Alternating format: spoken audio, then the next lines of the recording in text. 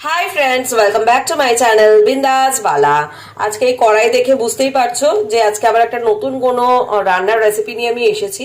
Yes, আজকে করব চাটনি। কড়াইতে তেল দিয়ে দিয়েছি আর তেলটা একটু গরমও হয়ে গেছে। তো চাটনির ফোড়ন, এটা আমি টমেটো আমসত্ত্ব খেজুরের চাটনি করছি। তো এর জন্য আমি এখানে দিয়ে দেবো ফোড়নে 3টে শুকনো লঙ্কা আর দিয়ে দিচ্ছি 5 ফোড়ন।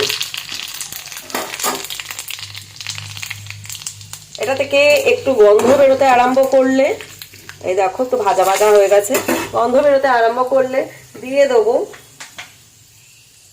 কেটে রাখা টমেটোগুলো। দিয়ে দিলাম কেটে রাখা টমেটোগুলো, একটু নাড়াচাড়া করে নিই। একটু নাড়াচাড়া করে নিলাম, নিয়ে এবার এর মধ্যে দিয়ে দেবো পরিমাণ মতো নুন। এই দেখো একটু নুন দিয়ে দিলাম, নিয়ে আবার আমি এটাকে একটু ভালো করে নাড়াচাড়া করে নেবো। একটু ঢেকে দেবো।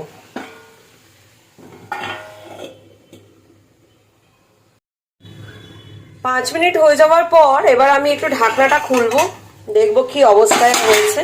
এই যেহেতু নুনটা দেওয়া ছিল ওই জন্য দেখো এগুলো অনেকটাই সেদ্ধ হয়ে গেছে। আর আরেকটু তুমি খুন্তি দিয়ে, যেটুকু হয়নি বা যেটুকু একটু মানে দেখবে গোটা গোটা আছে, একটু খুন্তি দিয়ে এটাকে থেতো করতে থাকবে। এবার এই পর্যায়ে এর মধ্যে আমরা মিশিয়ে দেবো কিছু মশলা। প্রথমেই রঙের জন্য দেবো কাশ্মীরি লঙ্কার গুঁড়ো 1 চামচ, তারপরেই দেবো জিরে গুঁড়ো, আর একদম অল্প দেবো লঙ্কার গুঁড়ো। এবার একটু ভালো করে মিশিয়ে নেবো এগুলো, এবং ঠিক এই পর্যায়ে দিয়ে দেবো একটা গোটা পাতি লেবু। একটা পাতি লেবুর রস গোটা চিপে এর মধ্যে আমরা দিয়ে দেবো।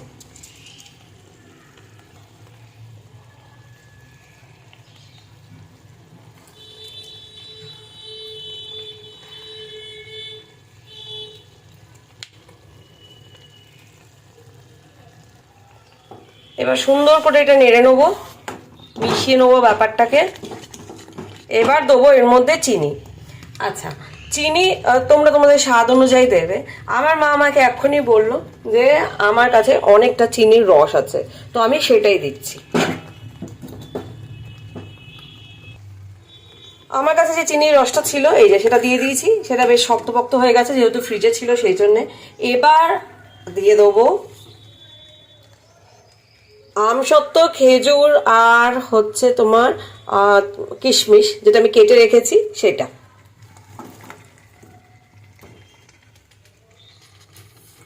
এবার এটাকে আবার আমি সুন্দর করে নাড়াচাড়া করে নেবো, নিয়ে এটা ঢাকা দিয়ে দেবো। 5 মিনিট পরে যখন এই যে ঢাকনা খুললাম, তখন জাস্ট এই দেখো কালারটা জাস্ট মারাত্মক এসেছে, ভীষণ ভালো এসেছে। চাটনি আমার রেডি, কিন্তু এর মধ্যে দেবো একটা ভাজা মশলা।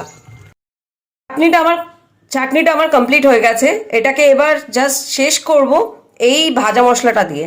এর মধ্যে আছে জিরে, গোটা জিরে, আর শুকনো লঙ্কা আর মৌরিকে ড্রাই রোস্ট করে এটাকে হচ্ছে গুঁড়ো করে নেওয়া হয়েছে। এতে স্বাদটাও ভালো হবে আর খুব ভালো টেস্টটাও আসবে। যদি আজকের এই ভিডিওটা তোমাদের ভালো লেগে থাকে, please do like, comment, share and subscribe my channel বিন্দাস বালা। ভালো থেকো সবাই, বাই।